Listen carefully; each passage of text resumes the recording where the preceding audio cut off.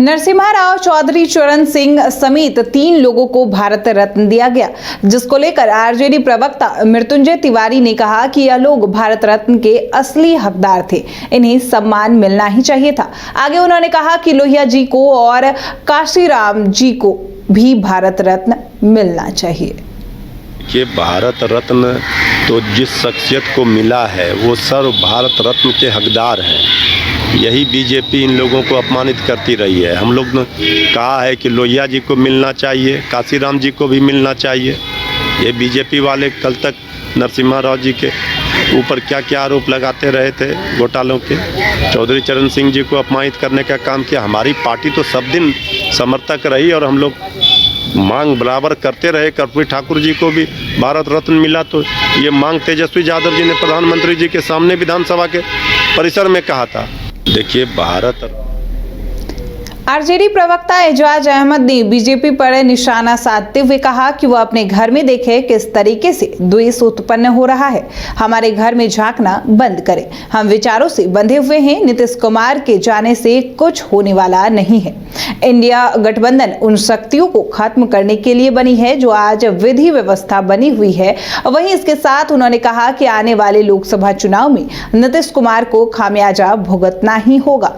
इसके साथ ही भारतीय जनता पार्टी को भी सबक मिलेगा। तब तक आप लोगों की सहमति? देखिए, सबसे पहले तो भारतीय जनता पार्टी जो बार बार कहती है कि हम विद इन डिफरेंस पार्टी हैं, सबसे पहले तो बताएं ना कि उन्होंने समझौता कर लिया क्या? उन्होंने सभी से बात कर लिया क्या? अभी तो उनके यहाँ जो जुतम पैजार की स्थिति है उससे तो वो निपट ले, तब दूसरे के घर में ताक झाक करें। हमारे यहाँ सब कुछ स्मूथली है। हम विचारों से बंधे हुए हैं और विचारों के साथ हम आगे बढ़ रहे हैं। हमारा लक्ष्य है कि किसी भी स्थिति परिस्थिति में उन शक्तियों को रोकना है जो देश के अंदर लोकतांत्रिक व्यवस्था को कमज़ोर कर रहे हैं, देश के अंदर संवैधानिक व्यवस्था को कमज़ोर कर रहे हैं, देश के किसानों को प्रताड़ित कर रहे हैं, देश के आम आवाम को महंगाई के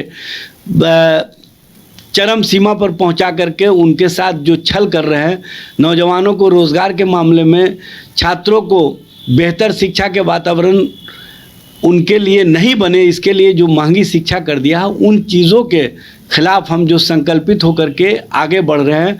अब बिहार से जो हमने राजनीति को आगे बढ़ाया है उसको हम देश स्तर पर मजबूती प्रदान करें, इसी दिशा में हम काम कर रहे हैं। सीट से ज़्यादा लक्ष्य हमारा कि उन शक्तियों को हराना जो देश की और देश के जो सोच है उस। केंद्रीय मंत्री गिरिराज सिंह ने कहा कि जो खेला होना था वो तो हो गया, अब 12 फरवरी को बहुमत साबित होगा। वहीं राजद का नाम लिए बगैर उन्होंने कहा कि कब तक लूट मचाते रहते हैं वे लोग, अब कोई खेला नहीं होना है। वहीं भारतीय जनता पार्टी के विधायकों को बाहर ले जाने पर उन्होंने कहा कि आप इसकी चिंता ना करें, कौन डरा हुआ है और कौन नहीं, यह पता चल जाएगा। खेला होगा, जो खेला होना था वो तो हो गया। कितना दिन लूट मचाते, अब कोई खेला नहीं होना है।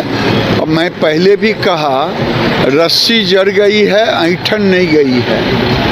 आज कोर्ट में कहा जा रहा है, विपक्ष कह रहा है कि डर से बीजेपी जो है अपने विधायकों को बोध गया भेज रही है, फ्लोर टेस्ट में डरी हुई है। आप चिंता न करें, कौन डरी हुई है कौन हटी हुई है, 12 तारीख को सब पता चल जाएगा। और 1.5 साल लैंड फॉर जॉब मामले में सुनवाई हो रहा है। कानून अपना काम करेगा। नामे है उसका, क्या नाम है? Land for job. Land for job, तो नामे ऐसा है। कहीं देखे हैं ऐसा नाम? जो लिए हैं तो बताएंगे कि नहीं लिए हैं। जो जैसा करेगा वैसा पाएगा।